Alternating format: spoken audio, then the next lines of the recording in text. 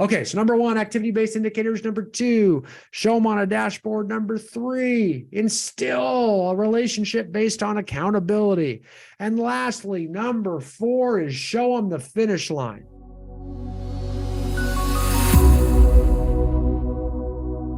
Hey guys, it's Brian Icenhower. Welcome to the show today. Today, we are going to talk about how to coach realtors in 4 easy steps.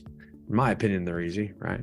Real important we do this, right? Because, when we're talking about coaching realtors, I mean, we talk about, well, first of all, what is a coach? A coach is, heck, you'll see most business gurus out there and leadership gurus tell you coaching is leadership. Leadership is coaching. They're one and the same. So, if you're a leader of a team or an organization or a brokerage or a national brand or what have you, you're in the right place here, especially if you're in the real estate industry, right? Although the concepts we're going to talk about, I guess they could translate into any other industry as well too. But if you're going to coach or you're going to be a leader of a real estate team, or you're going to be, a sales manager or a productivity coach inside a brokerage or general manager or a broker owner of a brokerage, I think these things are really, really going to help you. And I'm going to break it down there. I think the 4 steps are really, really easy. And it's shocking how often that they are absent. I'd say, heck, at least 95% of the time, you don't see these in most real estate organizations. And as many of you know, I'm the CEO and founder of Icenhower Coaching and Consulting, and we're one of the largest real estate coaching and training companies in the world. We coach the vast majority of the highest producing agents, teams, and brokerages throughout North America. People lean on us for leadership. That's what we're known for. I heard a lot of other coaching companies out there that focus on, lower producing agents. And we do too. We coach and train a lot of them as well. But I think what we're known for is how we coach the ones that are leaders, the ones that actually have grown larger organizations, and maybe are dependent on a little less of their income from their own production onto others. We help them put the systems, structures, and standards in place. And one of those is how to coach agents. How are we coaching them? How are our coaches coaching them? How are our sales managers coaching them? How is our lead buyer specialist coaching on our team, or our operations manager? All that kind of stuff. How do we systematize that process, right? You may have heard of some of these things before, but you've given yourself a reason not to do them. So for one reason or the other. So I want to make sure, we got to do all 4 of these. You can't just pick 3 of the 4 or 2 of the 4. All 4 need to be in place to successfully create what I call a production-centric environment.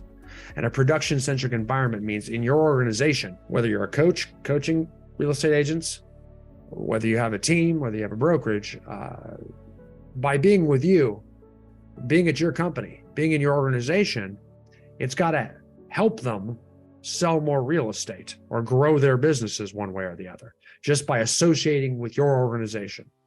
That's got to be your big value proposition. That's got to be you work with us, you'll sell more real estate. Okay. That's got to be it.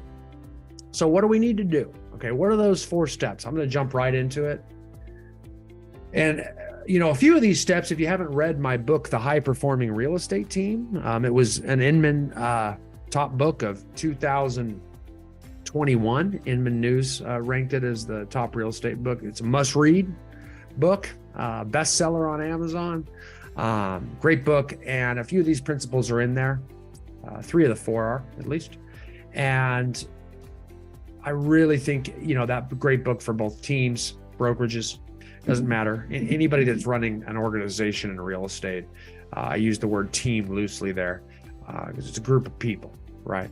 So the first step is I need you to focus on activity-based indicators, okay? I want you to focus on activity-based indicators. That's step number 1. We got to have some activity-based indicators in place. What's an activity-based indicator? Well, we've all heard of key performance indicators, a KPI, okay, which is great. But KPI is just looking at stats and numbers. Typically in real estate, when we do that, we're just looking at numbers that are what I call results-based indicators, which are important. We got to know them, like how many homes we sold, how many homes we have pending right now, how many active listings do we have.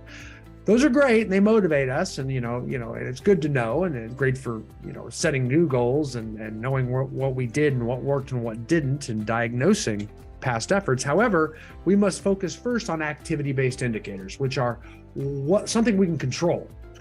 They're going to help us look out of the front windshield of the car and see where we're going, rather than just looking in the rearview mirror at our results-based indicators. We got to have something actionable, something we can do. In real estate, it could be contacts, it could be events conducted, it could be social media posts done, it could be social media engagements conducted, it could be blogs written, it could be content written, it could be farming mails. I can go on and on with all these different lead generation activities we could do. But we got to track activity-based indicators. That's number one. And I know it's no fun. It's the sit-ups part of your day. No one likes doing sit-ups, at least I don't. But I do them because I know that if I don't have a strong core, my freaking back hurts. So it's the work part of the job. No one likes doing it. So, as a coach, we got to hold people accountable to activity-based indicators. We got to start identifying what they are. There's so many different ways to generate business. Most of them work too, but we got to find those actionable items in them and then coach them on that, right? That's true in any business, man. I've coached lots of people in a lot of different industries. First thing I do is I find those activity-based indicators that help their business go, that increase their income. Once I have those, it's all pretty easy after that. I just got to find out what works. Once I find out what works and how we can put some numbers and actionable items behind it, you can pretty much coach people in any industry. So we got to identify the activity-based indicators and secure agreement on those with our clients and move forward, right? Number two, we got to put them on a dashboard so we can see if they're working. Okay, so number two, a dashboard. I got to see up there if we're doing the activity-based indicators or not. Typically, I can, and they've got to see it. We got to track that way because it's got to be visual. We got to be able to see it. Okay, very important. It's visual, right? At ICC, we also build training systems for a lot of real estate organizations. We have a thing called the custom training suite where our agents, our leaders can get in there and see if their agents are going through the training systems, to see if they're doing their job, if they're onboarding, if they're doing their continuing education, all those different things. So we can hold them accountable and, they can see a dashboard that's clear as day as to whether, which of their agents are doing the work. The agents can see it too if you want them to. And then all of a sudden they realize there's this peer accountability out there that other people can see what I'm doing. They can see it with their eyes. And that adds a level of accountability that is crucial just by having it on a dashboard, just by the fact it's up there. It kind of like shows who's naked when the tide goes out, who's skinny dipping. When the tide goes out, you can tell. And that's what a dashboard does. It's all of a sudden, okay, it's not just you, it's me. So that makes them vulnerable. That's what will create the complaints starting to happen. Well, I couldn't because of this, and all the excuses and the reasons and the rationales as to why they can't do stuff. And then you can get in there and attack as a coach and start to help them overcome those problems and show your true value as a leader. Don't be complaining as a coach if they come up with excuses and justifications and blaming and all those different things. That's what they do. That's what they need you for, right? And the dashboard helps reveal all that. So we got to show those activity-based indicators on the dashboard. It's okay to have some RBIs, some results-based indicators on the dashboard too. I'm cool with that. But the primary focus must be on the ABIs, the activity-based indicators. That's what I really want to see on the dashboard. I don't want too much on the dashboard either. The focus must be on the ABIs. Just a few things they're having to do every day. Don't make it too daunting. Make it pretty simple. Okay. Stephen Covey wrote a book called The Four Disciplines of Execution, where he talks about having a compelling scoreboard that really is the same component. It really is. And he talks about how it's got to be so simple you can see it at a glance. So it can't be this huge Excel spreadsheet or Google sheet that just, that you're going over the whole thing line by line with them every day. Can't do that to effectively coach. We got to keep it simple. You can have some other stuff on there, but it doesn't mean we're going to focus on everything. We got to really focus on just those key activity-based indicators. Okay. So number one, focus on the activity-based indicators, your ABIs. Number two, focus on a dashboard. And number three, we gotta hold them accountable. We can't just be buddy with people. Okay, we can't. You have to have a relationship that is born off accountability, not just relationship. Okay, so you can't just make friends, because I'll tell you right now, the minute their production drops, they don't see you as a value anymore. And if they're paying you as a coach, well, that's going to go out the window if you're not holding them accountable. If you're buying all their excuses, it ain't going to work. You got to be tough. You got to put on the coach pants. Those, the coach with the visor and the clipboard gets a little mean, makes them do their sit-ups, I mean, you don't have to be mean, but you need to be firm, right? You got to be firm, right? And you got to remind them. That's important. That's important. As a coach, that is absolutely important and absolutely crucial, is to hold them accountable and be tough too. Don't just be buddies. It's a reason to not be too much of buddies, to be perfectly honest with you, because it's harder to hold them accountable. I mean, we switch around our clients with our different coaches all the time for that, because people get too tight. I want to move them to a different coach so that we got someone that they got to impress again, and that'll hold them accountable, and they isn't buying into all their stuff and all their excuses. So real important there, right? Okay, so number 1, activity-based indicators. Number 2, show them on a dashboard. Number 3, instill a relationship based on accountability.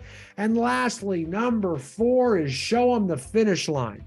Show them the finish line, okay? We have got to show them what this is going to look like to motivate them. We got to give them that light at the end of the tunnel. Oftentimes it's, they're not going to have to work this hard every day, right? Because, there's 2 things people want. They want income and they want their time back. They want time with their family, their friends, vacations, whatever, time to do other business pursuits, open up other pillars of income, whatever.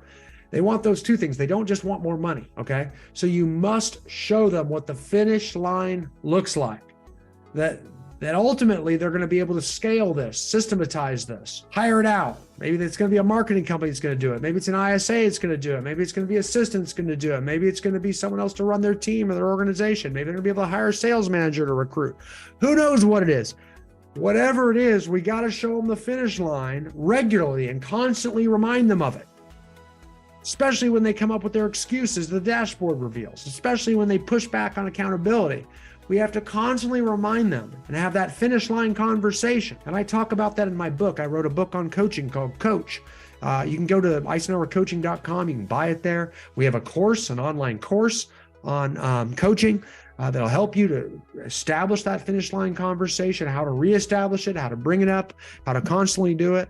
Guys, we even have coaches that can help you with leadership coaching, broker manager coaching, real estate team coaching, all those different things. Get some help, because showing that finish line conversation is hard, man, or they'll just get demotivated on you. You got to remind them that ultimately you're going to work your way out of this. Don't quit before you get there. That's what the top leaders, we've all done it ourselves. We've all been great warriors. We just learned to be great chiefs. Ultimately, someone pushed us that far to fight through it, to work through it, to establish those systems, to get enough income where we could actually then start scaling and hiring out work to different organizations, different companies, different people to grow within. So it didn't require so much of us, but initially you got to put the work in, right? Don't quit before you get there. So very important to have that finish line conversation, right? So again, here's the 4 steps for you to wrap this thing up. Number 1, activity-based indicators. Focus on them. Number 2, show them on a dashboard. Number 3, instill a relationship based upon accountability. And lastly, number 4, show them the finish line. Have that finish line conversation. I hope this helps you guys on how to coach realtors. 4 really easy steps, 4 really easy concepts. Instill them.